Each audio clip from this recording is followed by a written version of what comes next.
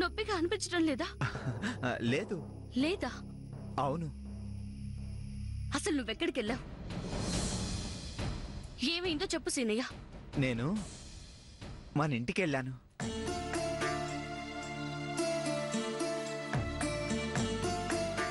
మనింటికా? అంటే? అవును, అమ్మకి ఆచార్య గారు ఇచ్చిన తాయెత్తు కట్టడానికి వెళ్ళాను. అవునా? అవును పద్మావతి. చూసావా, మన ఇంటికి వెళ్తున్నాను పద్మావతి అని నాతో ఒక్క మాటనే చెప్పావా? చెప్తే నువ్వు వెళ్ళనివ్వవుగా. అందుకని నాతో కూడా చెప్పకుండా అది ఇంత రాత్రి సమయంలో వెళ్తావా?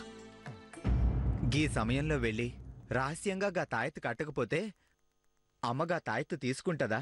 అసలు కట్టుకుంటుందా చెప్పు?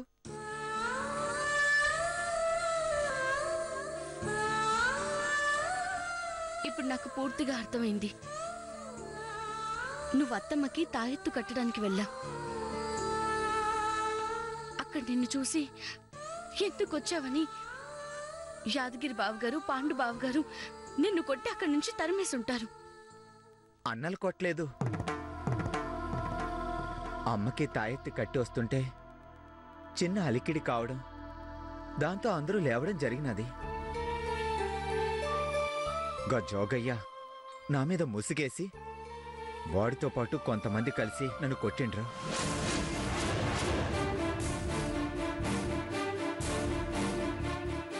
వాళ్ళలో కొడుతుంటే బావగారు అత్తమ్మ చూస్తూ ఊరుకున్నారా?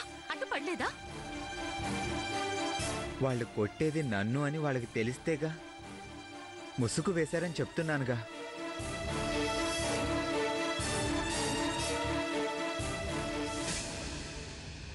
ఏది ఏమైతేనే నేను అనుకున్నట్టు అమ్మకి తాయెత్తు కట్టగలిగాను.